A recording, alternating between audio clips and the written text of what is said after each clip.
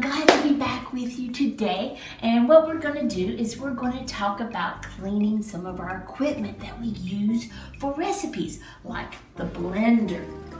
The blender is something we use to make smoothies, and it can be used for other recipes, but that's the main one that we always think about. So let's go ahead and get started. Okay, now as you see, Ollie has joined me, and he has his rain jacket on because he's afraid that I'm going to get him wet. Anyway, okay, so let's go ahead and get started.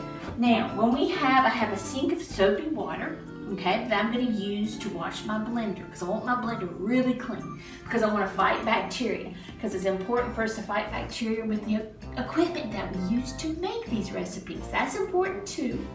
So, what I do is I'm going to take my blender, and I'm taking it off. I'm going to slide the motor part of my blender over until I'm ready to clean it, because we don't want to submerge the motor in the water because that'll mess it up, and I don't want to mess my blender up.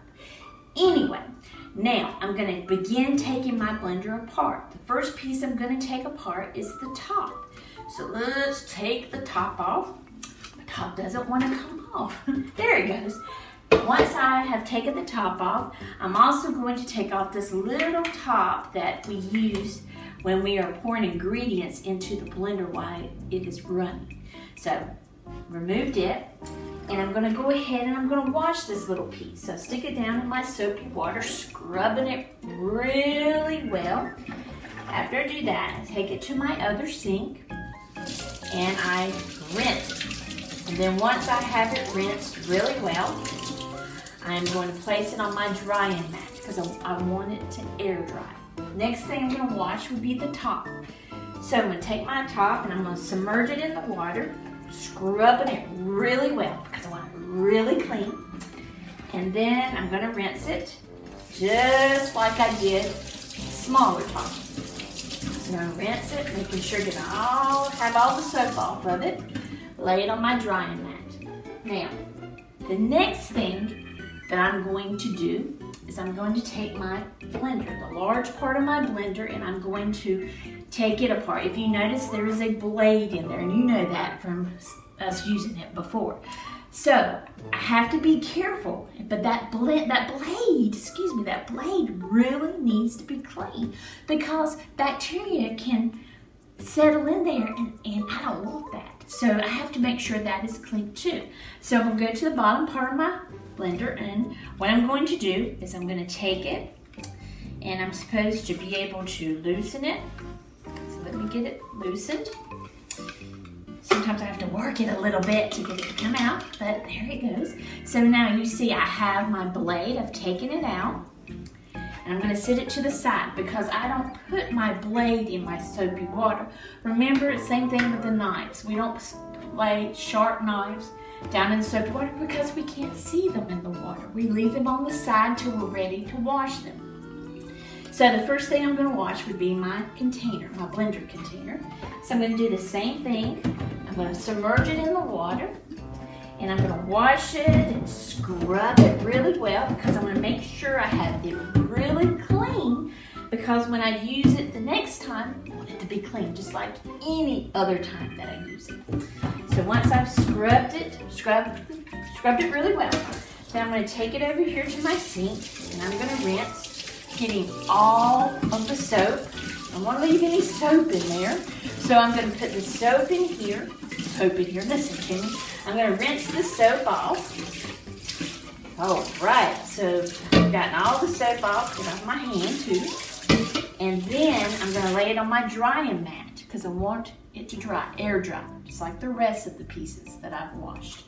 Next, I'm going to take my blade, and on my blade we have a piece that seals, helps for it to seal in the bottom of the blender. So I need to remove that because bacteria can settle on this piece too. It's like a little ring, a circle. So what I'm going to do is I'm going to take it and I'm going to wash it really well. Now, if you happen to have some bacteria or something on it, then you want it to soak. You can leave it soaking for a while and then come back to it trying to scrub it because you want to get this piece really clean too. So I don't have any of that on mine. I'm so glad. So then I'm gonna rinse after I've scrubbed it really well. And I'm gonna lay it over here on my drying mat. Once I have done that, now I'm going to clean my blade. I have to be really careful. So I'm gonna take my dishcloth and I'm gonna scrub each blade, washing around it, being very careful. If you do this, make sure there's a parent or let your parent wash the blade or have them there with you to show you how to do this, because I have to be really careful and I really need to be paying attention, because just like that blade crushes the ice when I'm making a smoothie, it can cut me if I'm not being careful, and that's what I really need to do.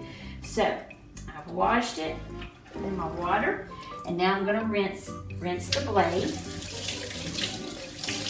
There, washing it, getting all the soap off. And then I'm gonna place it on my drying mat, letting it air dry. Now, let's go back to the motor. So, just like I said before, the motor cannot be submerged into my soapy water because it will mess up my blender, and I certainly do not want to do that.